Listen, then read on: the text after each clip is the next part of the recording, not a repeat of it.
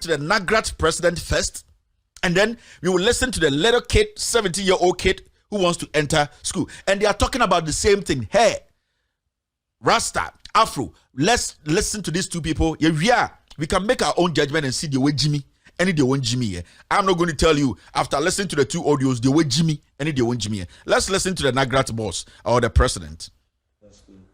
Saying that if they cut their hair, it will be scruffy and all that. These people are not Ghanaians, but when it comes to a Ghanaian, two Ghanaian boys, it's like you are being discriminatory. No. People were quoting that out of mischief. In the first place, the headline, the City News headline was not constructed by me. It was the editorial decision. But the facts of the issues are in the matter when you read this. Well, the story, what I said was that the nature of the black man's hair, the kinky hair, is able to stand in shape when you cut it. So it makes the black child look handsome and beautiful. The silky nature of a Caucasian hair it falls. So when you cut it, it makes the white man look ugly. So when people quote this out of context, without knowing the nature of discussion, and they put it on social media, it tells you how stupid people have become and have decided to go awry stupidly, thinking that they are achieving any point. Those issues are absolutely could you different. Use more softer words than the strong ones you are using? Okay, uselessness of people in what they did, the nonsensical behavior of people. You know, thinking that they are deriding you, you know, pulling you down. That does not address the issue. Now the parents have finally said that they are going to court following a meeting between management of the school and then the g0ds. They are entitled to go to court. They shouldn't have even informed anybody. I think we should have even heard that they are in court. So if they go to court, the Ghana Education Service, the school, have what it takes to argue their cases out in court and to prove to everybody that it is in the interest of the students for the school rules to be adhered to. I'm going to ask you an objective question. What will be the chances of the school in terms of defending why they must apply the norms of the school as against the constitution of the land? Well, they are even abiding by the constitution of the land, so their chances are very bright. They are protecting over 4,000 students. These rules and regulations are time-tested rules and regulations that have worked for Achimota. That is why the school became attractive for the parents to allow their children to choose those schools. And that is exactly what the head of the school was doing. The head of the school was not doing anything different from what had been happening. So the man you just heard, the gorilla you just listened to, is actually the president of all graduate teachers in Ghana. He's not in the zoo. He is the president, current president of all graduate teachers in Ghana.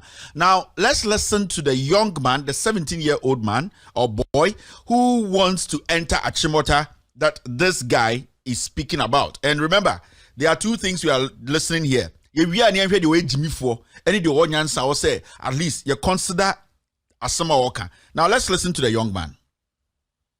Yes, when you accept the offer of admission, you abide by the school's rules. Yes. And that is as to appearance, it means cutting your hair and keeping it low. But I noticed this, I may not be an expert in analyzing it, but I noticed that like with sports, they state sports is compulsory for all students, which means if I'm coming into Achimota school, I'm expected to deliver sporting activities. But they gave an exemption, which states for sports is compulsory although, but some students may be exempted for grounds of, I think, health or something, which means there are cases. They have had such special cases and they provided laws to deal with that. When we get to exits, they provided rules, general exits. But at that same instance, they provided special exits, which implies that they've had situations where there was a need because the general exit was unable to fully satisfy the situation. So they provided special exit. But when we come to appearance right now, we only see general appearance. We don't see special appearance because not us alone. I know Muslims too have this problem of wearing which is what we've been talking about with Sheikh. Yes, that's how I understand it. And I believe Ghana isn't a nation where there's only one religion. We have multiple religions, even though some are much more significant. So I think there should be an analyzing moment where we can actually distinguish between harmless consideration and harmful considerations. Because I remember he said there are 4,000 students in Achimota School and just 130 students. So he was saying if I particularly am admitted, other students will also come and tell you that my culture, I don't bath in the morning.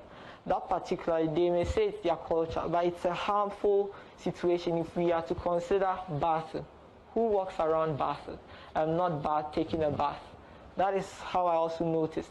And like walking around barefooted. That one is a harmful consideration.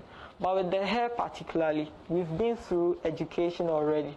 Not like we just came out of nowhere and we are like, we've qualified to second. We've been to first cycle school, which was the g0ds.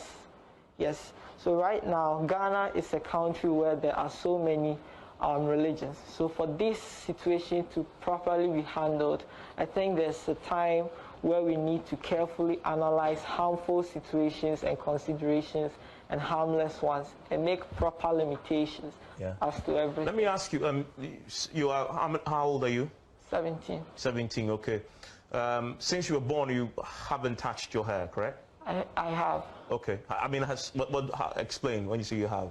Okay, like from the age of 1 to 13, I wasn't keeping it. But from 13, our dad asked us, do we really? Because even though we are less than 18 and we automatically need to go by our dad's religion, but then he gave us this bit of freedom to personally decide. And it was our decision. I mean, everyone wants to walk around in their dad's footsteps. So it was our personal decision. That was when we started at 13 till now. And it was a decision not to touch it. So it was at 13 that you decided to become a Rastafarian? Yes, please. Okay, and that's where you started... Or like keeping the hair. Keeping the hair. Yes, sorry, that's where you decided to keep your hair.